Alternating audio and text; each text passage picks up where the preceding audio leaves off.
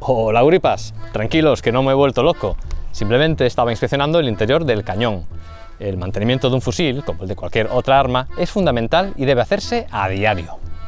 No solo por la suciedad externa que puede llegar a bloquear el mecanismo, sino sobre todo por los restos corrosivos que va dejando la propia munición en el interior del cañón y que a la larga pueden llegar a inutilizar un arma. Hoy os propongo conocer cómo era la limpieza del fusil Mosin Nagant y las herramientas utilizadas, que aunque pueden variar de una arma a otra, e incluso pueden llegar a improvisarse, la técnica viene siendo la misma para cualquier arma. Así que el vídeo de hoy no va de analizar el fusil, ese vídeo ya lo publicamos hace unas semanas. Si aún no lo habéis visto, os queda el enlace tanto en la descripción del vídeo como en el primer comentario. Tenéis que verlo, que hay muchos datos interesantes ahí. Pues aquí tenéis los utensilios necesarios para la limpieza de este fusil ruso.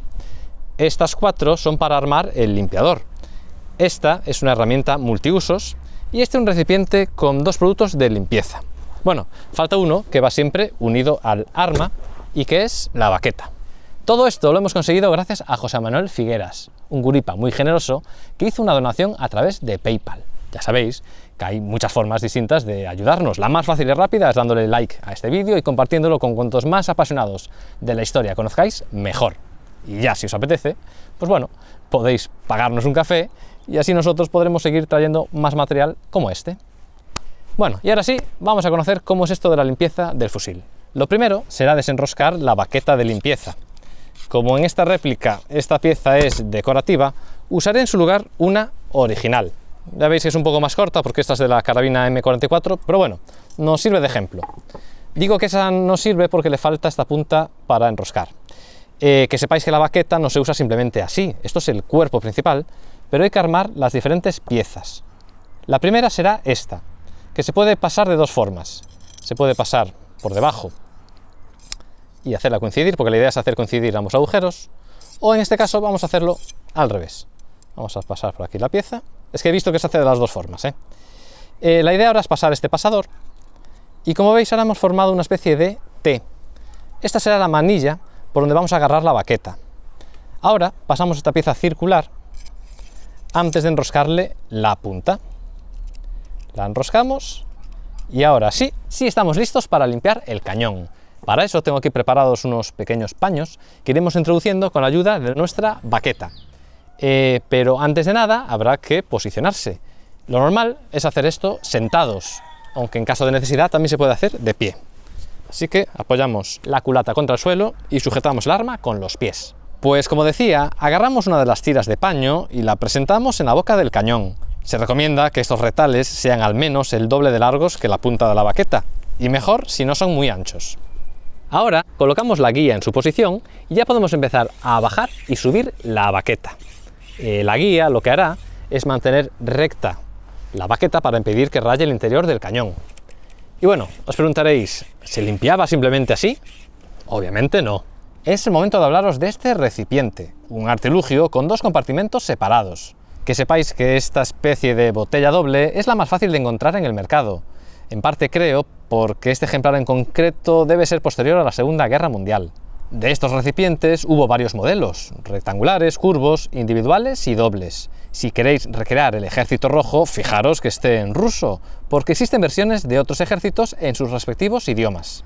Pues el lado izquierdo viene marcado en cirílico con el sonido sh, en ruso para sholach, disolvente alcalino, y en la derecha la letra del sonido N por neft, aceite en ruso. La idea es primero mojar un primer paño con el disolvente para así eliminar los residuos corrosivos que va dejando los cartuchos disparados en el interior del cañón. Y una vez que el trapo salga limpio, se le da una pasada con el aceite para engrasar el arma. Así que ya sabéis, primero el compartimento de la izquierda y luego el de la derecha. Nos quedó para el final la herramienta multiusos que cuenta con 4 funciones.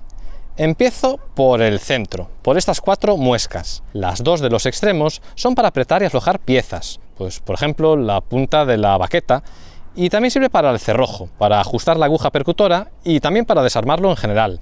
Y las muescas del centro son para comprobar la protrusión. Menuda palabreja. Os lo explico. Tengo por aquí un cerrojo de Mosin inutilizado. De no estar inutilizado, como veis tiene aquí un fresado, veríamos asomar por aquí la aguja percutora. Pues la medida de cuánto asoma es la protrusión, que debe regularse. La idea sería presentar la aguja en estas dos muescas para comprobar cuánto asoma. Si la aguja asoma demasiado, puede provocar que el fulminante estalle en la cara del soldado, y si se queda corta, el cartucho pues no disparará correctamente. ¿Qué más saber? Este extremo es un destornillador, aunque en caso de necesidad también se podría usar la punta de la bayoneta. Si os fijáis, encaja perfectamente porque tiene medidas similares.